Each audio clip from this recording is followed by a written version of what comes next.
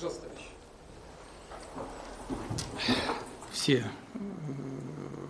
в России люди исходят из того, что моряки все-таки это особая семья, особая каста в самом хорошем смысле этого слова. Попытки изолировать Россию даже в такой чувствительной сфере, как оборона и безопасность, терпят полное фиаско. Есть большое количество стран, дружественно относящихся к России, понимающих те задачи, которые мы решаем с точки зрения обеспечения своей безопасности и укрепления многополярного мира. И это важно для подавляющего количества участников международной деятельности. И то, что у нас растет количество учений совместных, о многом говорит. Мы чувствуем себя очень спокойно и уверенно, потому что и международное право на нашей стороне, и возможности защищать свои интересы тоже имеются у нас в полном объеме. Да, в какой-то момент многое было упущено. Земля Франца Иосифа.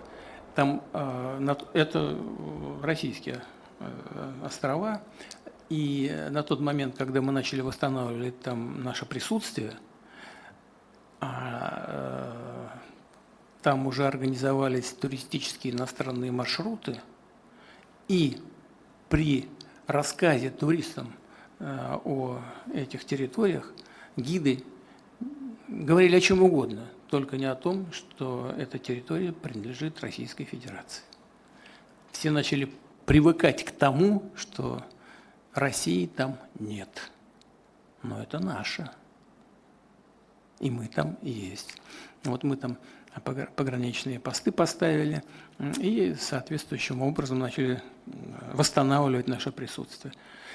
И когда я сказал, что международное право полностью на нашей стороне, это значит, что это легитимная часть суверенной российской территории. Мы развиваем там хозяйственную деятельность, действовать с точки зрения обеспечения экономических интересов там нужно крайне аккуратно. Вы сами это знаете. Природа Арктики очень ранима, очень. Поэтому там нужно применять новейшие технологии, что наши компании и делают по добыче ресурсов. Это первое. Второе – логистические возможности Северного морского пути. Мы никогда не стремились к какой бы то ни было конфронтации в этом регионе мира. Наоборот, мы всегда приглашали всех желающих работать солидарно, работать в рамках международного права. Мы готовы это делать вместе со всеми, но, безусловно, исходя из того, что вот эти маршруты, безусловно, принадлежат Российской Федерации. Для этого у нас есть и технические возможности. Как известно, такого ледокольного флота в мире больше нет ни у одной страны мира. Атомных ледоколов вообще, по-моему, ни у кого нет.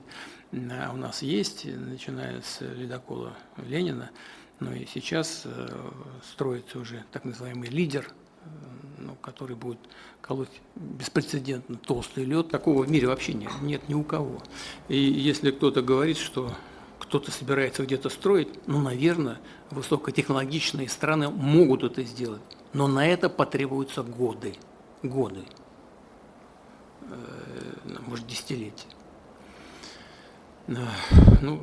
Дай Бог всем здоровья, пускай работают, мы не против, но мы готовы, мы открыты для сотрудничества в этой сфере, но, безусловно, будем защищать свои интересы, так же, как и Северный морской путь, потому что самый эффективный, экономически целесообразный путь, Северный морской, в значительной степени пролегает либо в наших территориальных водах, либо в особой экономической зоне Российской Федерации. То есть он весь практически под нашим контролем. Не практически, а весь. Все мы хорошо знаем слова Ломоносова о том, что богатства России будут прирастать в Сибирью. Теперь без всякого преувеличения можно сказать, что богатства России будут прирастать Арктикой. Сейчас даже трудно измерить количество, и в деньгах трудно оценить запасы того, чем богата Арктика. У нас появляются, и он давно уже есть, небольшие по водоизмещению по тоннажу корабли, но оснащенные современным оружием. Ну, вот калибры-то лупят и лупят как следует, да, точно бьют. По сути, с небольших лодок, с небольших кораблей. А можно еще меньше. И оружие новое появляется, которым можно оснащать эти корабли и лодки.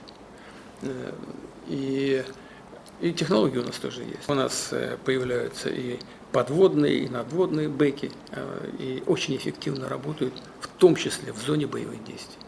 Это я вам уверенно говорю. Флот должен быть сбалансированным. И сейчас, тем более, он должен быть сбалансирован. Надо понимать, в какой зоне что эффективно должно применяться. Но для крупных кораблей и подводного флота, и крупных надводных кораблей не просто есть свое место. Они, безусловно, будут оставаться базой для развития флота в целом. Тем более, что и на крупных кораблях появляются новые средства поражения, защиты. Ну, один циркон чего стоит. Ну, там еще работать с ним, там, на точность смотреть. Но вот последнее применение показывает, что он становится все более и более точным. Ну, гиперзвуковая ракета. И немного стран мира, которые имеют такое оружие. А мы не только имеем, мы его совершенствуем и будем делать это дальше.